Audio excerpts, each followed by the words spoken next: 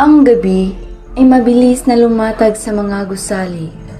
Lumagom sa malalakit maliliit na lansangan. Dumantay sa mukha ng mga taong pagal. Sa mga taong sa araw-araw ay may bagong lunas na walang bisa.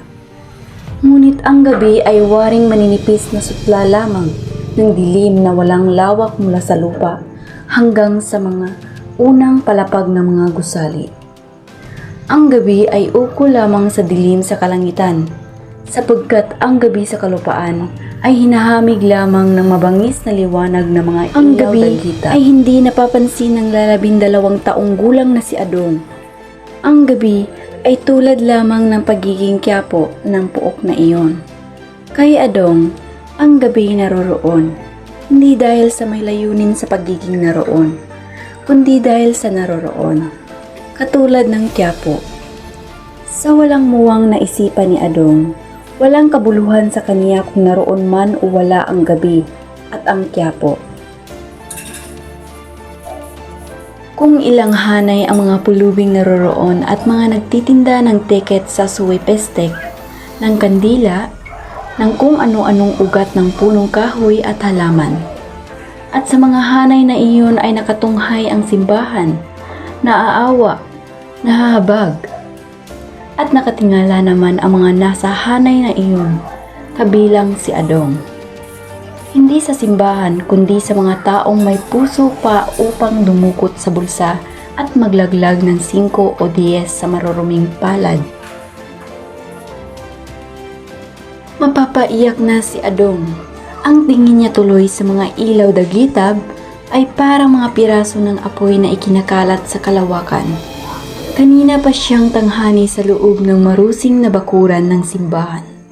Nagsawa na ang kanyang mga bisig sa kalalahad ng kamay.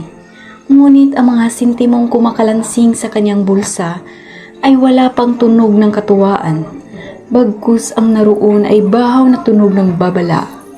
Babalang ipinaparamdam ng pangangalam ng kanyang sikmura at inasapian pa ng takot na waring higad sa kanyang katawan.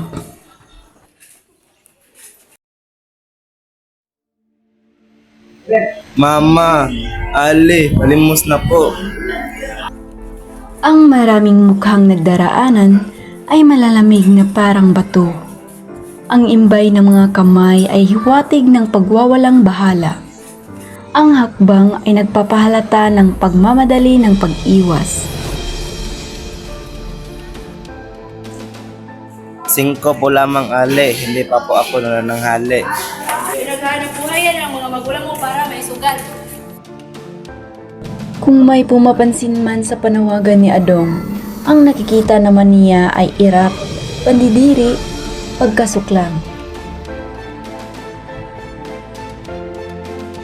At halos araw-araw, lagi siyang napapaiyak.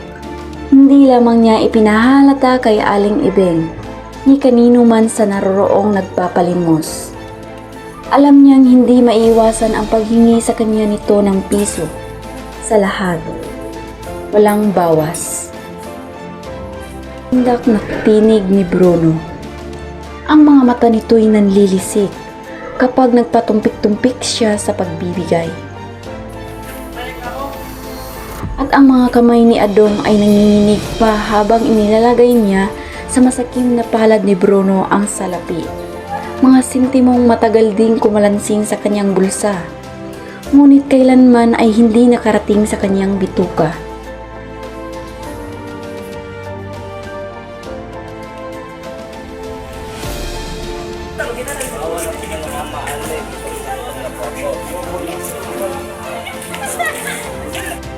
Ang mga daing ay walang halaga. Waring mga patak ng ulan sa malalaking bitak ng lupa. Ang mga tao'y bantad na sa pagpapalimos ng maraming pulubi. Ang mga tao'y naghihikaos na rin. Ang panahon ay patuloy na ibinuburol ang karukhaan. Ang kampana ay tumugtog at sa loob ng simbahan. Pagkaraan ng maikling sandali, narinig ni Adong ang pagkilos ng mga tao, papalabas, waring nagmamadali na tila ba sa wala pang isang oras na pagkakatigil sa simbahan ay napapaso, Nakararamdam ng hapdi, hindi sa katawan, kundi sa kaluluwa. Natuwa si Adong. Pinabuti niya ang paglalahad ng kanyang palad at pagtawag sa mga taong papalapit sa kanyang kinaroroonan.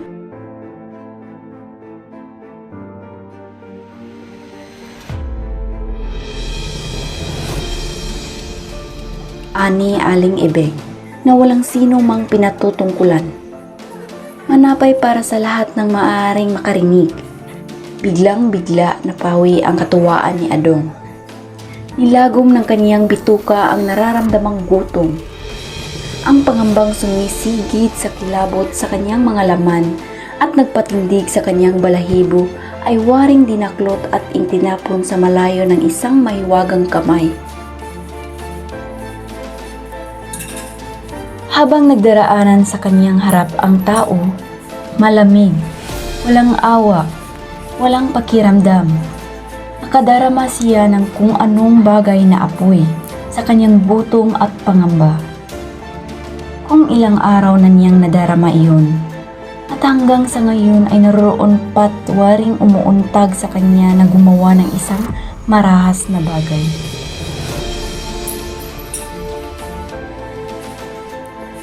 Ilang singkong bagul ang nalaglag sa kanyang palad. Hindi inilagay, kundi inilaglag. Sapagkat ang mga palad na nagbigay ay nandidiring mapadikit sa marurusing na palad na wari bang mga kamay dali-daling inilagay ni Adong ang mga bagul sa kanyang bulsa. Lumikha iyon ng bahaw na tunog nang tumama sa iba pang sintimong nasa kanyang palad at sa kaabalahan niya ay hindi niya napansing kakaunti na ang taong lumalabas mula sa simbahan. Nakita na naman ni Adong ang mukhang malamig, ang imbay na mga kamay na nagpapahiwatig ng pagwawalang bahala, ang mga hakbang ng pagmamadaling pag-iwas.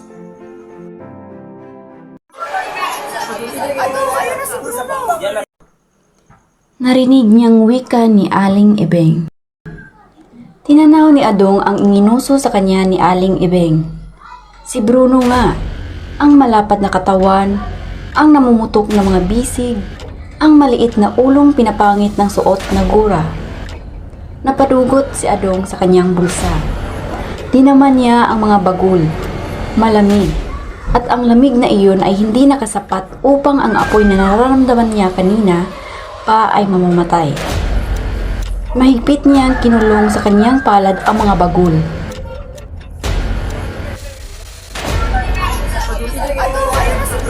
Yan na kayo, alam ko ba, sabihin mo na wala ako. Ano? Naluloko ka ba, Adong? Sasaktan ka ni Bruno. Narinig man ni Adong ang sinabi ng matanda, nagpatuloy pa rin sa paglakad. Sa simula'y marahan, ngunit nang makubli siya sa kabila ng bakod ng simbahan, ay pumula siya ng takbo. Lumusot siya sa pagitan ng mga jeepney na mabagal sa pagtakbo. Sumiksik siya sa kakapalan ng mga taong salu-salubong sa paglakad. At akala niya'y nawala na siya sa loob ng sinuot niyang mumunting iskinita. Sumandal siya sa poste ng ilaw dagitab. Dinaman niya ang tigas niyon sa pamamagitan ng kanyang likod. At sa murang isipang iyon ni Adong, ay tumindig ang tagumpay ng isang musmos sa paghihimagsik. Ang paglayo kay Bruno, ng paglayo sa gutom, sa malalamig na mukha, sa nakatunghay na simbahan, nakabangisan sa mulat mulapay na kilala niya at kinasuklaman, at iyon ay matagal din niyang pinakalansing. Napahindig si Adong. Ang basag na tinig ay naghahatid sa kanya ng lagim. Ibig niyang tumakbo, ibig niyang ipagpatuloy ang kanyang paglaya, ngunit ang mga kamay ni Bruno ay parang bakal na nakahawak na sa kanyang bisig. Niluluray ang munting lakas na nagkaroon ng kapangyarihang maghimagsik laban sa gutom, sa pangamba, at sa kabangisan.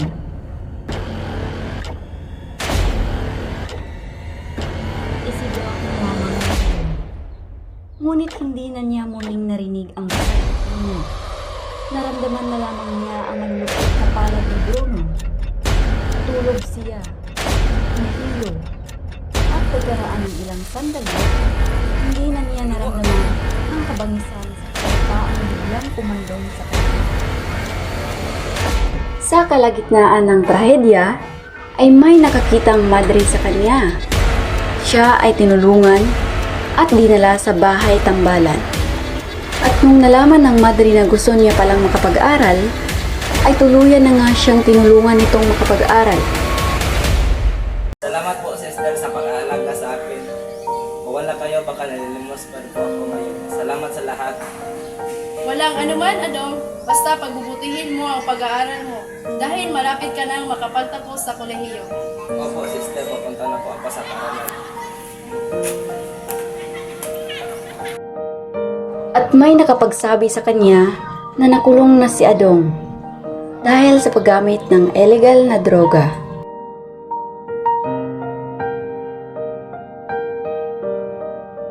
Si Adong ay naging matagumpay.